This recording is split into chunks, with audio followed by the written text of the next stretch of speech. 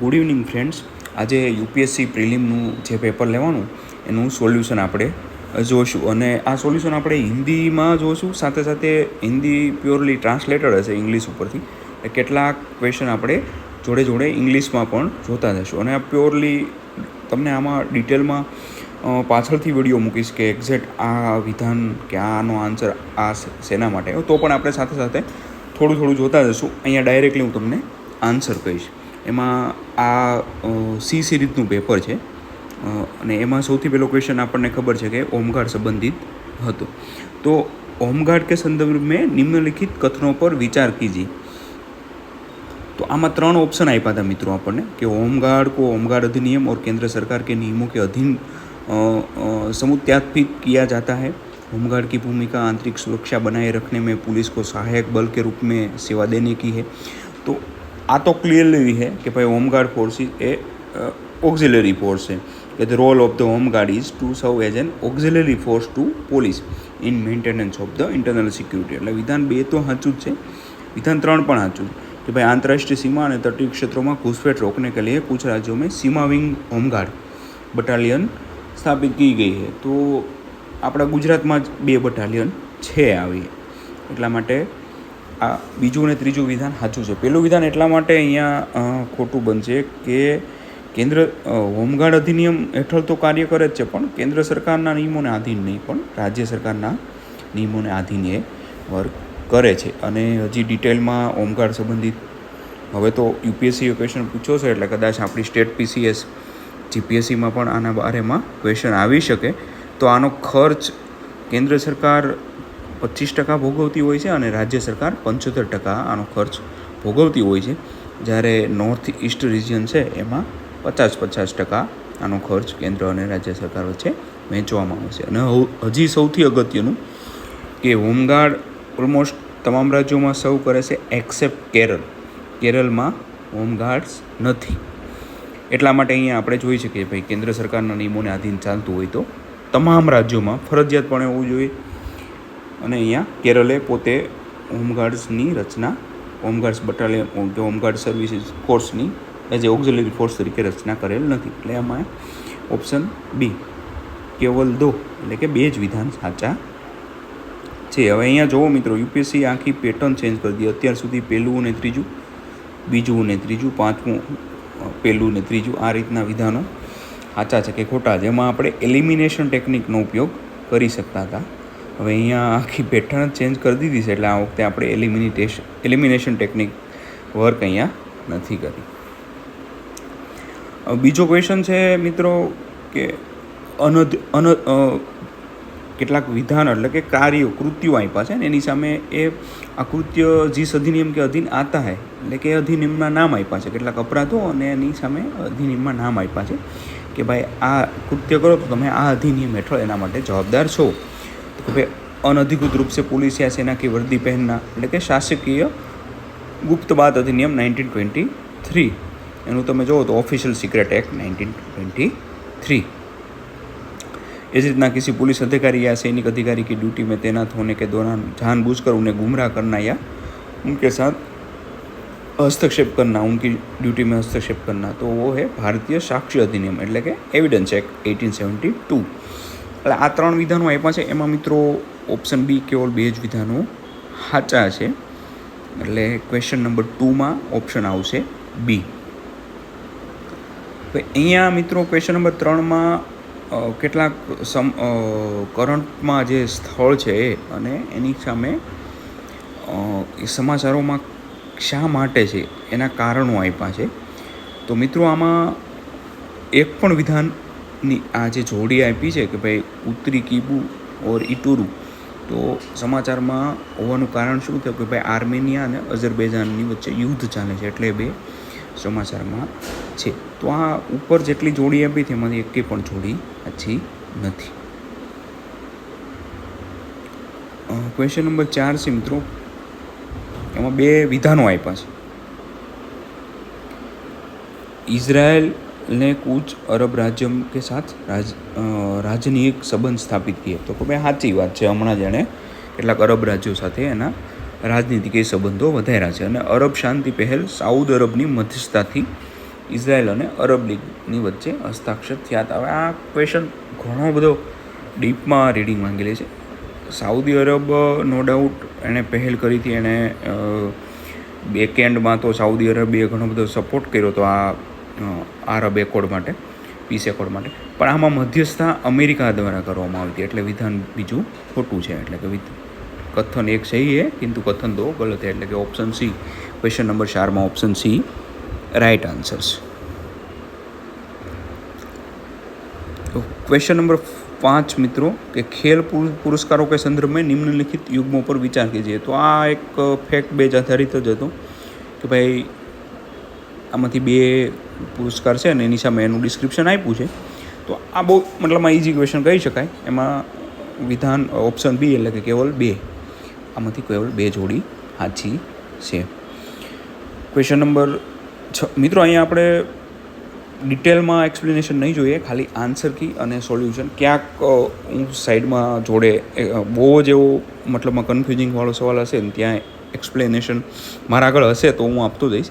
બાકી અત્યારે ફટાફટ આપણે સોલ્યુશન જ જોયું, કારણ કે તમે પણ પેપર આપીને બહાર આવ્યા છો અને કેટલા માર્ક્સ થાય છે, કેટલા સાચા પડ્યા, ખોટા પડ્યા, આપણે અત્યારે જનરલી એ જોતા હોય છે. બાકી આનું ડિટેલમાં આખું સોલ્યુશન હું પાછળથી મૂકીશ. क्वेश्चन नंबर 6 છે કે भाई 44 शतरंज ओलंपियाड 2022 के बारे में निम्नलिखित कथनों पर विचार कीजिए. तो भाई આ ઓલિમ્પિયાડ, શતરંજ ઓલિમ્પિયાડ 2022માં 44મો જે રમાણો એના માટે કેટલીક विधानों आप्या है एमने कि भाई यह पहली बार था जब शतरंज ओलंपियाड भारत में आयोजित किया गया. इसके अधिकृत शुभंकर को थम्बी नाम दिया गया था. ओपन सेक्शन में जीतने वाली टीम के लिए ट्रॉफी वेरा मैचिक कप होती है. महिला विभाग सेक्शन में जीतने वाली टीम के लिए ट्रॉफी हैमिल्टन रसेल कप होती है. तो उपयुक्त में से कितने कथन सही? तो आमा मित्रों ऑप्शन बी केवल 2 विधानों ट्रू है, એટલે કે રાઈટ છે.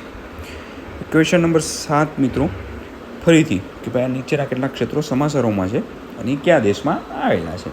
તો ઉપરનામાંથી એક પણ વિધાન સાચું નથી. ભાઈ ડોનબાસ સિરિયા, સેકન્ડ કોચીન ઇથિયોપિયા, કાચીન ઇથિયોપિયા અને ટિગ્રે તો કે યુત્રી યમન. તો આ કેટલી જોડી સાચી? તો આમાંથી એક પણ જોડી સાચી નથી મિત્રો.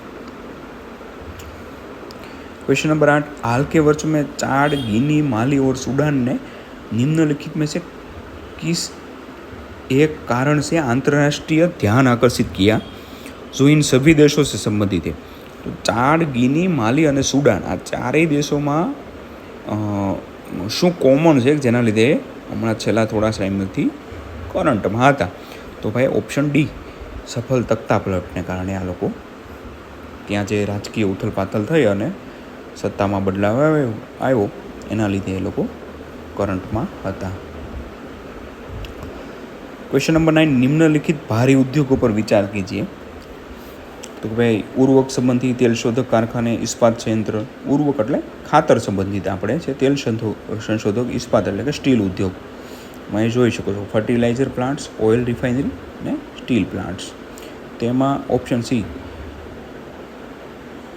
હવે એમાં એ 3 ઉદ્યોગ આપ્યા છે ને એમાં એવું કીધું છે કે ઉપयुक्त में से कितने उद्योगों के विकरावन में हरित हाइड्रोजन की महत्वपूर्ण भूमिका होने की अपेक्षा है. इंग्लिश में जो तो भाई green hydrogen is expected to play a significant role in decarbonising how many of the above industry. એટલે કે ગ્રીન હાઇડ્રોજન છે એ ઉપરની 3 જે ઇન્ડસ્ટ્રી આપી છે એ કઈ ઇન્ડસ્ટ્રીમાં સૌથી અગત્યની ડીકાર્બનાઇઝેશન એટલે કે કાર્બનનું ઉત્સર્જન મહત્તમ ઘટાડી શકે એમાં અત્યંત મહત્વપૂર્ણ ભૂમિકા ભજવી શકે છે? તો એનો ઓપ્શન સી છે કે ભાઈ 3 ઉદ્યોગો માટે. અને તો આપણી સામે છે, ગ્રીન હાઇડ્રોજન વિશે તમે થોડું ઘણું પણ વાંચ્યું હશે તો તમે આ ક્વેશ્ચનનો આન્સર રાઇટ કરી શક્યા હશો.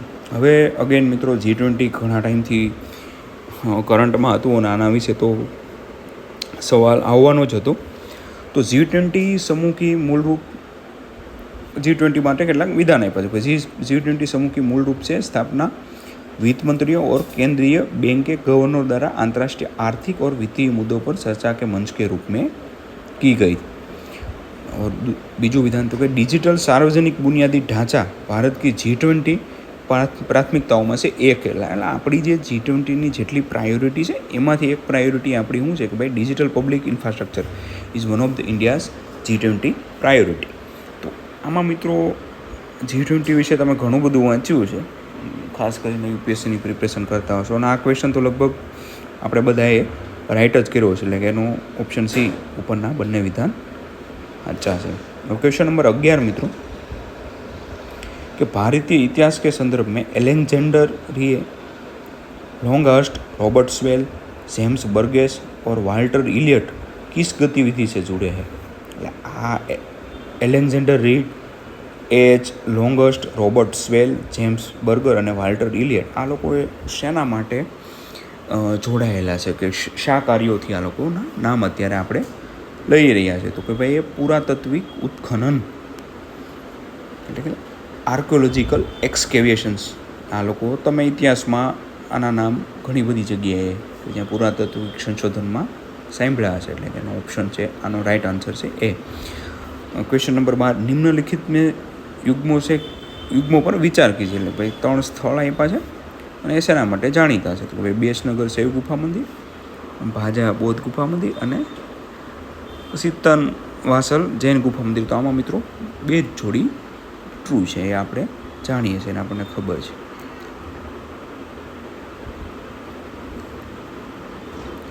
ક્વેશ્ચન નંબર 13 મિત્રો, હવે એમાં 2 વિધાન આપ્યા છે ને આપણે એના બાર આ એઝ યુઝ્યુઅલ પેટર્ન છે આપણી. ઓકે, પહેલી પેટર્ન હતી એક આખી અલગ થઈ ગઈ હતી, પણ આ પેટર્નમાં આપણે એક્ઝામ આપતા આવીએ છીએ. ભાઈ 7 ઓગસ્ટ કો રાષ્ટ્રીય, આમાં થોડું ટાઈપિંગ છે. 7 August is declare as a national handloom day. એટલે કે જો અહીંયા એક્ઝેક્ટ ટ્રાન્સલેટ કરે એટલે આપણા માટે હિન્દી ઘણું અઘરું બની જાય. ભાઈ 7 ઓગસ્ટ એ કે હેન્ડલૂમ દિવસ તરીકે ઉજવવામાં આવે છે. અને બીજું કથન છે કે 1905 इसी दिन स्वदेशी आंदोलन शुरू किया गया था. तो आमा मित्रों ऑप्शन ए એટલે કે कथन एक और कथन दो दोनों सही है तथा कथन दो कथन एक की सही व्याख्या है. तो ऑप्शन ए राइट आंसर છે. આમાં કદાચ મિત્રો વિધાન તો બંને સાચા છે, પણ એમાં જે છે કે ભાઈ કથન એક और कथन दोनों सही है तथा कथन दो कथन एक की सही व्याख्या नहीं है. આ બેમાં થોડું કન્ફ્યુઝન છે, પણ આમાં 100% ઓપ્શન એ જ રાઇટ આન્સર આવશે. પછી અગેન હર ઘર તિરંગા આપણે ઘણું બધું ગુજરાતમાં તો ખાસ કરીને આપણે મુહિમ તરીકે જ ચાલ્યું છે, તો આના રિલેટેડ પણ ક્વેશ્ચન આવવાના ઘણા બધા ચાન્સીસ હતા. એટલે કે भारत की ध्वज संहिता 2002 के अनुसार भारत के राष्ट्र ध्वज के बारे में निम्नलिखित कथनों पर विचार कीजिए. तो एमा मित्रों कथन 1 છે કે भारत के राष्ट्र ध्वज का एक मानक आमाय. अगेन આપણે અહીંયા મિત્રો ઇંગ્લિશમાં જોઈશું કે one of the standard size of the national flag of India is 600 metre into 400 metre. And second statement છે ratio of the length to be the height એટલે કે width of the flag shall be 3:2. તો હવે આ again મિત્રો આપણે થોડું ઘણું જોયું હોય તો આપણને ખબર પડી જાય અને આન્સર આવડી જાય એવું છે કે ભાઈ વિધાન બી 2 તો સાચું જ છે. એટલે ઓપ્શન ડી कथन 1 गलत है लेकिन कथन 2 सही है. क्वेश्चन नंबर 15 संविधान दिवस के बारे में निम्नलिखित कथनों पर विचार कीजिए. भाई कथन 1 पे नागरिकों के बीच संवैधानिक मूल्यों को संवर्धित करने के लिए संविधान दिवस प्रतिवर्ष 26 नवंबर को मनाया जाता है. और कथन 2 26 नवंबर 1949 को भारत की संविधान सभा ने भारत के संविधान का प्रारूप तैयार करने के लिए डॉक्टर BR आम्बेडकर की अध्यक्षता में एक प्रारूप समिति बनाई गई. तो मित्रों अगेन તમે લક્ષ્મીકાંતના શરૂઆતના 2-3 પેજ રિફર કર્યા હશે, એટલે શરૂઆતના 1-2 ચેપ્ટર રિફર કર્યા હશે, તો પણ આ ક્વેશ્ચન તો તમને આવડી ગયો હશે. ઓપ્શન સી कथन 1 सही है लेकिन कथन 2 गलत है. क्वेश्चन नंबर 16 मित्रों कथन 1 એમાં અગેન આ કથનવાળા જ વાક્યો ચાલે છે. કથન 1 સ્વિટ્ઝરલેન્ડ मूल्यों के आधार पर स्वर्ण के अग्रणी निर्यातकों में से एक. निर्यातक એટલે કે અહીંયા નિકાસકાર આપણે કહેશું. Switzerland is one of the leading exporters of gold in terms of value. એટલે કે અહીંયા વેલ્યુના રૂપમાં એક લીડિંગ નિકાસકારક દેશ છે. અને सेंटेंस बीजू आप्યું છે कि स्विट्जरलैंड के पास विश्व का दूसरा विशालतम स्वर्ण रिजर्व है। तो आमा मित्रों ऑप्शन सी कथन एक तो साचुं છે પણ कथन बे गलत એટલે કે ખોટું છે। સ્વિટ્ઝરલેન્ડ પાસે બીજા નંબરનું રિઝર્વ ગોલ્ડ રિઝર્વ નથી। अगेन मित्रों क्वेश्चन नंबर 17 एमां पण बे विधानों आप्या छे कि हाल ही में संयुक्त राज्य अमेरिका और यूरोपीय संघ ने व्यापार और प्रौद्योगिकी परिषद प्रारंभ की है। अने सेंटेंस बीजू आप्युं विधान बीजू आप्युं कि संयुक्त राज्य अमेरिका और यूरोपीय संघ यह दावा करते हैं कि इसके माध्यम से तकनीकी प्रगति और भौतिक उत्पादकता को अपने नियंत्रण में लाने का प्रयास कर रहे हैं। तो मित्रों आनो आंसर साचो ए थाशे कि कथन एक और कथन दो दोनों चाहिए तथा कथन दो का कथन एक की सही व्याख्या है। कथन दो ए कथन एक की सही व्याख्या है। क्वेश्चन नंबर 18 वस्तुओं अगेन एमा पहलू विधान वस्तुओं के वैश्विक निर्यात में भारत का निर्यात 3.2% है। अगेन तमने आमन एवं हिंदी में समझवामां भूल पड़शे। इंग्लिश में आपणे जोईए तो कि India accounts for 3.2% of global export of goods એટલે કે સામાન વસ્તુઓના એક્સપોર્ટમાં વિશ્વમાં એક્સપોર્ટ એટલે કે નિકાસમાં ભારતનો હિસ્સો 3.2% છે। આવું એક વિધાન એક આપ્યું છે એણે। અને विधान बीजू कि भारत में कार्यरत अनेक स्थानीय कंपनियों एवं भारत में कार्यरत कुछ विदेशी कंपनियों ने भारत की उत्पादन आधारित प्रोत्साहन એટલે કે प्रोडक्शन लिंक इनिशिएटिव जे आपणे कोविड टाइम थी स्टार्ट कर्युं छे योजना का लाभ उठाया है। मित्रों आमां विधान ऑप्शन डी राइट आंसर है कारण कि આપણું कथन एक गलत है लेकिन कथन टू है એટલે કે भाई प्रोडक्शन लिंक इनिशिएटिवમાં तो ભારતની આ જે કંપનીઓ છે એને આપણે લાભ આપ્યો છે પણ 3.2% હિસ્સો આપણો નથી વસ્તુઓના નિકાસમાં। એટલે ભારતની અંદર કામ કરતી ભારતીય કંપની અને વિદેશી કંપની બંનેને પ્રોડક્શન લિંક ઇનિશિયેટિવ હેઠળ લાભ મળે જ છે। क्वेश्चन नंबर 19 मित्रों कि यूरोपीय संघ का स्थिरता एवं समृद्धि समझौता એટલે કે स्टेबिलिटी एंड ग्रोथ पैक्ट ऐसी संधि है जो એટલે કે આ stability and and growth pact છે એમાં એની કેટલીક જોગવાઈ આપી कि भाई यूरोपीय संघ के देशों के बजटीय घाटे के स्तर को सीमित करती है। यूरोपीय संघ के देशों के लिए अपनी आधारिक संरचना सुविधाओं को आपस में बांटना सुकर बनाती है। यूरोपीय संघ के देशों के लिए अपनी प्रौद्योगिकी को आपस में बांटना सुकर बनाती है। आमा अगेन मित्रों तमारे ट्रांसलेट करेलू एटले इंग्लिश जोवुं होय तो एकवार અહીંથી તમે જોઈ શકો છો। આનો રાઈટ આન્સર મિત્રો કેવલ એક એટલે કે એક જ જોડી માત્ર એક જ જે જોગવાઈ આપી છે એમાંથી એક જ સેન્ટેન્સ માત્ર એનું સાચું છે। હવે क्वेश्चन नंबर 20 मित्रों एमां पण अगेन सेंटेंस आप्या है कि हाल ही में संयुक्त राष्ट्र के सभी देशों ने अंतर्राष्ट्रीय प्रवास के लिए अभी तक की पहली संविदा सुरक्षित व्यवस्थित और नियमित प्रवास के लिए बौद्धिक संविदा global compact for safe orderly and regular migration GCCM अपनाई है। आनो मित्रों 20 में આપણે જોઈ લેશું कि recently all the countries of the United Nations have adopted the first ever compact for international migration, the global compact for safe, orderly and regular migration। એટલે આ એક માઇગ્રેશન થતા લોકો માટે આ એક પેક્ટ અપનાવ્યું છે। સંયુક્ત રાષ્ટ્રના જેટલા સભ્ય દેશો છે એટલા બધા દેશોએ એવું પહેલું વિધાન છે। બીજું કે આ પેક GCM જે શોર્ટમાં GCM કહેવામાં આવ્યું છે મેં GCM में अधिकथित उद्देश्य और प्रतिबद्धताएं UN सदस्य देशों पर बाध्यकार है।